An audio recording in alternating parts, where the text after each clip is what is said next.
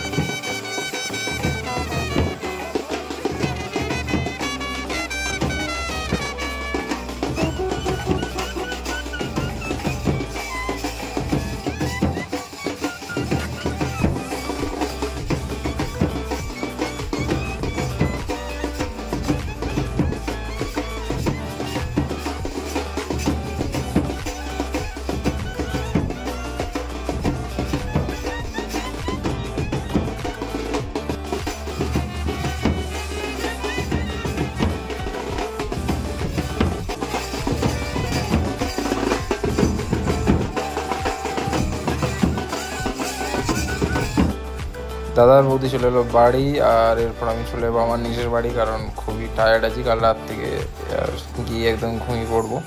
তো চলো নেক্সট ব্লগে দেখা হচ্ছে, আর এই ব্লগটা কেমন লাগলো কমেন্টে জানাও। টাটা।